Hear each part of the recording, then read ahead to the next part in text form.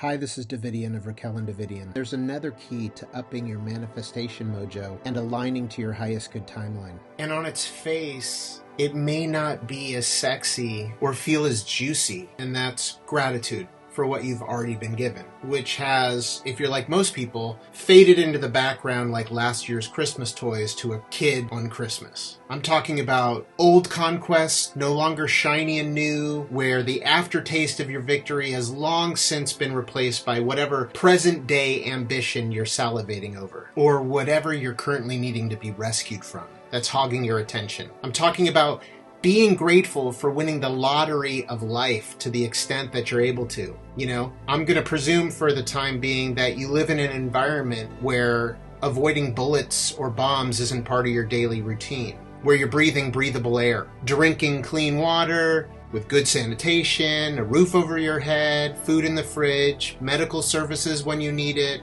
And I'm talking about your good health if you have it. And if you have children, their good health if they have it. Your senses being intact, if they are.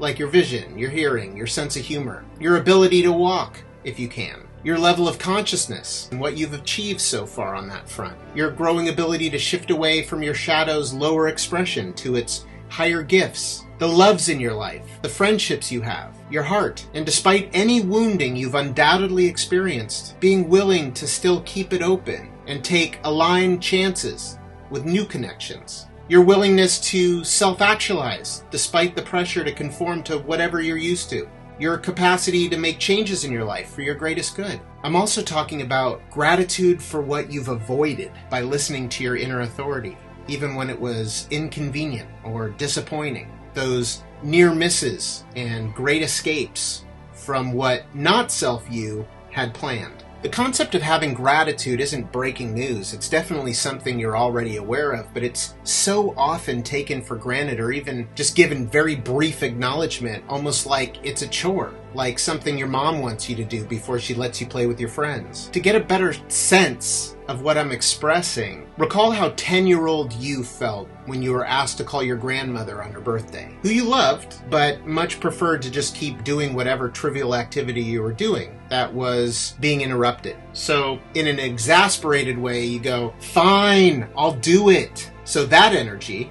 that vibe, versus how it would feel now to be able to speak with your beloved grandmother again, who you love dearly but maybe long since passed away. Can you feel the difference? Same task, so to speak. Different heartfelt experience. So when it comes to manifesting and appreciating what has already been given, that whole yeah, I know regarding being told to be grateful is the vibe you want to get rid of. Even if you're a complete novice in human design, you undoubtedly know that your mind is an unreliable narrator, and its default setting is to narrate to you what isn't working in your life, either making you feel rotten about what's already happened or how much time you've wasted or reasons to fear what's to come, which creates a state of anxiety and instigates a vibe that is unhelpful.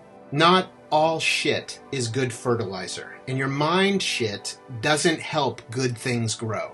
Because your mind is a skewed record keeper. It keeps track of your past pain, those moments where you felt insecure, shame, embarrassment, criticized, belittled, disrespected, and conveniently downplays or leaves out the miracles you've witnessed and the compliments, the admiration, the blessings you've received. Those don't make front page, or they quickly become yesterday's news, while the mind shit stays front and center long after. Witness a miracle at 8 a.m. and by lunchtime, it's lost much of its value, like driving a new car off the lot. But you can easily recall some embarrassment or a nasty comment said to you in 5th grade, like it was recorded yesterday in high definition surround sound. Tunes on your insomnia playlist. Gratitude, on the other hand, is an excellent fertilizer. So when your mind radio starts blasting a song you don't like, some unhelpful tune about how your life sucks in some way, your way to combat that is to see evidence to the contrary, that you are blessed, and not just accept what your mind presents, which will 9 out of 10 times not be a strong witness for positivity, but rather that unreliable narrator narrating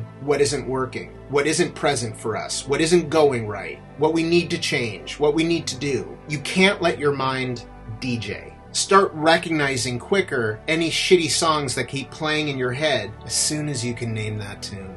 This is you tending to your soil. Your manifestation grows out of this.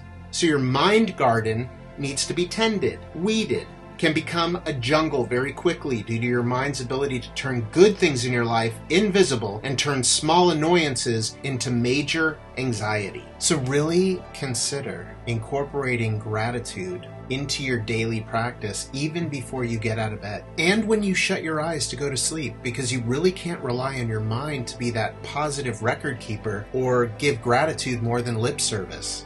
This is a muscle you need to flex to build your capacity to hold more. And it really needs to transcend the intellect and be something sense-felt. Again, like the difference between you knowing you need to call your grandmother and get back to your video game, and you now missing her presence in your life, beaming with love at the idea of being able to talk to her again. And apologies if you had a shit relationship with your grandma or you didn't know her, but if that's your situation, I imagine there's someone else more fitting you can imagine in her place. If you do it with your mind, you'll always feel put out, like your inner 10-year-old, hurrying through it so you can resume whatever's on your to-do list. Look, for some reason, we're saddled with a flawed system that makes us miserable by sucking our joy, and your joy coupled with your imagination has amazingly creative power. Gratitude is the fastest way to fill a seemingly empty room with treasure. So take inventory. You have blessings galore under your nose. Shine a light on everything you've taken for granted.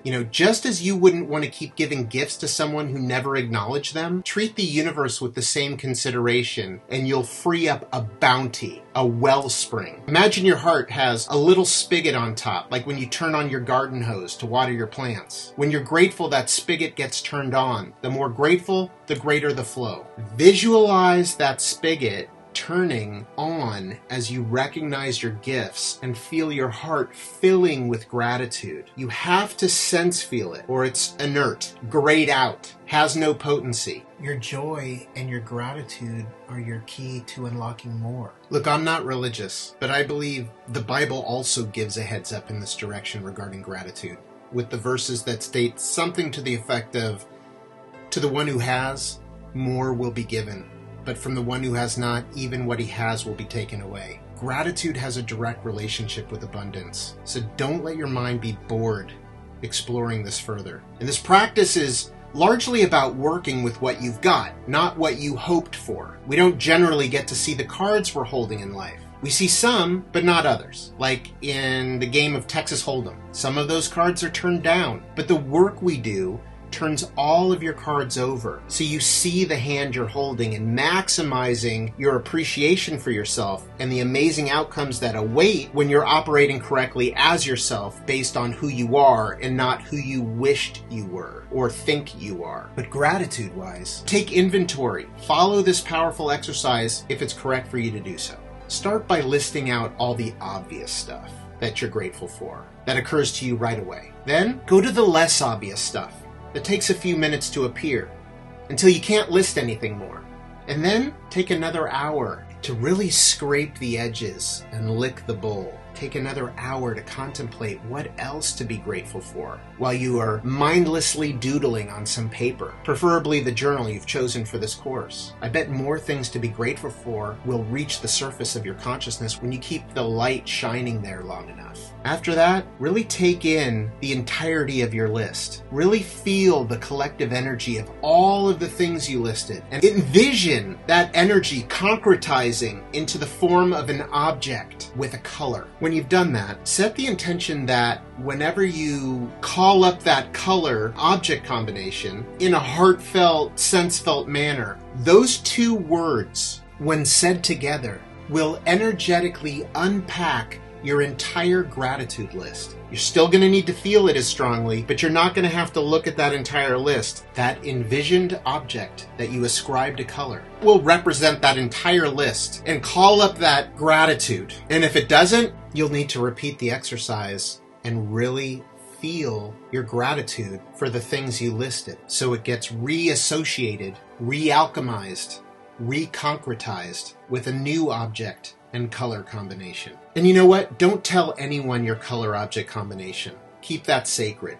Convert it to memory. Don't write it down. If you forget, you'll just need to repeat that exercise to re-alchemize your gratitude list to a new color object combination. Whenever that happens, you'll need to add to the list with whatever worthy current blessing has been bestowed since the last time you performed the exercise. Another thing I do you may want to incorporate, if you're not already, is setting an alarm at a particular time during the day, maybe your birth time. Or if that's too late at night or too early in the morning, choose a different special time to take that moment to give thanks, with whatever expression of gratitude resonates with you. We can get busy, and this can be a great reminder to get present and acknowledge our gifts. If you want, you can also do this every time you see numbers repeat on the clock, or if you happen to glance at the clock and see it's exactly on the hour, or if and when it occurs to you that you haven't practiced gratitude yet that day or for a while. Get creative. You can't overdo this. The creative manifestation power you have when you sharpen your appreciation for what has already been given and what is already will surprise you. This is you repairing your vessel and preparing it so it can handle more. This makes me think of something else I greatly recommend, and I'll end with that. Desire motivations work a little differently, but for the other motivations, whatever you've selected as your manifestation focus for the duration of this course, more than likely was something conceived in your mind. Hopefully it was also blessed by your inner authority. So you're actually manifesting something that will actually bring you your signature fulfillment instead of your not self theme. But it likely started in your mind under the heading, what I think I want. So when it comes to considering what to manifest, or if you're seeing this after you've already begun your process, no problem. You can pivot this way if this feels aligned to you, but I heartily recommend focusing on the feeling you want to manifest in your life, in whatever category or thing or person you're calling in, rather than the fixed, well-defined, well-descripted, whatever it is.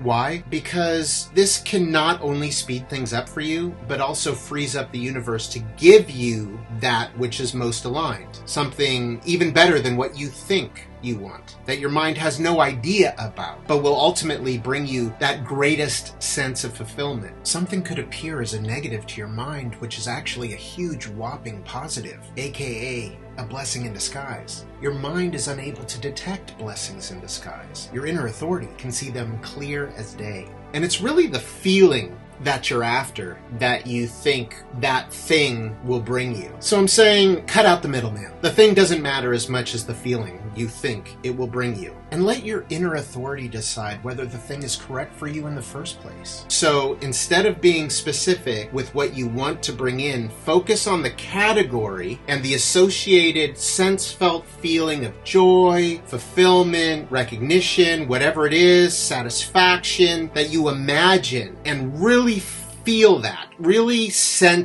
feel what that would feel like to have once that manifestation arrives. This way, the universe can use all of the various variables and cosmic magic at its disposal to bring you that feeling instead of that particular thing, which may be less aligned, also less fulfilling. Better the feeling, because the universe can bring you that feeling in a multitude of different ways, but much slower when it comes to something more specific, because there are fewer ways to bring you an object or to a particular outcome than the feeling you seek from getting that whatever it is. Fewer avenues to a thing than to a feeling. I just thought of something, and this is not related, but it's related. Perhaps it's just a throwback from our primitive brain, our amygdala, to protect us from danger. So we habitually or genetically are predisposed to focus on the negative as a way to protect us from doing something that may have harmed us before. But just keep in mind that things that harmed us before, or decisions that left us with a poor result, may have been from doing the right thing at the wrong time and not having had the benefit or security of knowing what our inner authority was, which, had we listened to at the time before we knew human design, we would have probably made a different choice, or maybe been more attentive to when to take that same action. Now that you know your strategy and authority, you really need to wipe the slate clean, so to speak, on your past actions. Like, oh, I'm never going to speak on stage again because of what happened last time. So you'll need to sort of forget those outcomes, those directions you followed without using your true compass. Otherwise, your mind will have you make wrong decisions again based on faulty data. So all of those don'ts and never agains are kind of up for grabs again. You have to reassess those same actions when they come up again correctly.